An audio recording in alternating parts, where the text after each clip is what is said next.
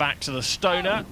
Lindo and Hicken on the Berkshire side, and you can see that to the left of your picture.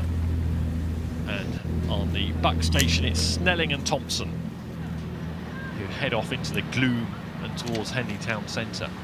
Yeah, look at this. This is the first time we've had rain on the camera lens. It certainly is raining there. You can see all the officials on the boat are donning their waterproofs, ensuring that they can stay as dry as possible. And look here now, we've just got a little bit of steering going on in both the doubles. We'll see the double on the Berkshire bank is very, very close to those booms. They've had a fast start there.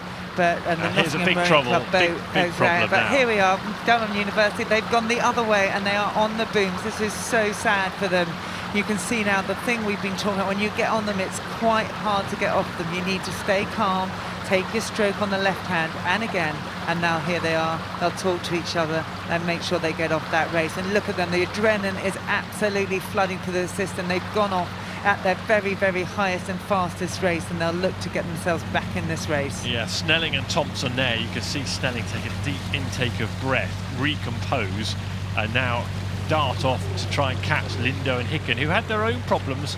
They were heading towards the booms but didn't actually collide. Snelling and Thomson, though, of Durham hitting the booms. And now, as we join the action live a bit further down the water, down the track, it's a race that Lindo and Hicken seem to have at their mercy.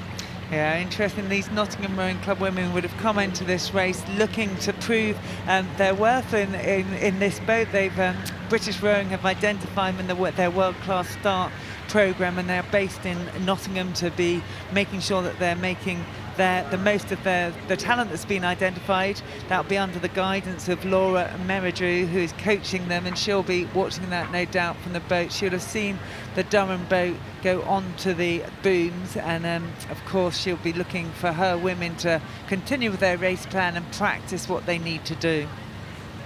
Well, there is a ray of sunshine for Snelling and Thomson, literally, because where we sit at the finish line, the sun's actually poked out behind the clouds for the first time this morning, but down at the start line it's raining and gloomy, so you can move towards the sunshine, move towards the finish. Florence Snelling and Ella Thompson, they had the tangle with the booms early. They've got a long way to make up on their opponents in this Stonor heat, Lindo and Hicken. And Amy Hickman and Jade Limbo in the Nottingham boat, certainly names to watch out for. In this boat, they came together just a week before the Met Regatta, and we watched their progress through the season. On that particular occasion, they came away with the 5th place, and then we've seen them develop and progress, and were runners-up in Henley Women's Regatta in the championship double a few weeks ago. So both are full-time athletes. As I said, they've been identified by British Rowing as world-class start athletes. They will have been measured in their height and their physiology, and they would have been told that if you want to and give it a go, you have the type of physiology, the type of morphology that we believe will be easily adapted to rowing, and that's what they're spending their talents on. And there they are, you can see them, Lindo and Hicken in the Stonor, and they'll be pretty pleased with the way this race is unfolded. It could easily be a distraction for them, what went on in the other boat.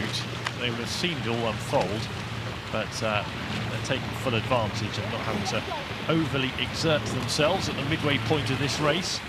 And for the pair who we talked about earlier, Florence Snelling and Ella Thompson, I mean, it must be so dispiriting because you just know that your whole race plan is in tatters and you're completely undone, aren't you, tactically? Yeah, to come here as a double, to do your preparation and sit on this start line.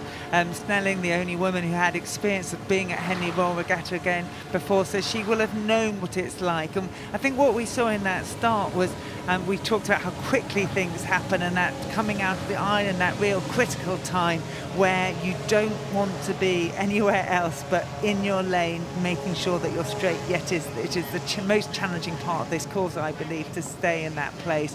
And we saw actually both crews move apart, and of course the Durham boat ended up just coming close to those booms and then onto those booms. So Lindo and Hicken, they're going to be tough opponents to beat tomorrow, aren't they, into the weekend, because they've had not a bye, but they've been able to conserve a bit of energy. And we talked earlier about what they need to do to ensure they're in best shape to go again later in the week. And this is not the most challenging race they've ever faced, so they'll have a bit in the tank. Yeah, this event tomorrow. is exciting. We're going to see Emily Craig and Imogen Grant racing in this race later on. We saw them in Tokyo a couple of weeks ago, coming fourth by the tiniest of margins, 0.01 in that Olympic final. So we've got some real calibre in this race. But what a wonderful opportunity for these world-class star athletes as they go through the programme to line up against those that they will be watching on videos, those people that will be watching in the internationals, and potentially their heroes. Yeah, and potentially this is the next generation, isn't it? The next cabs off the rank.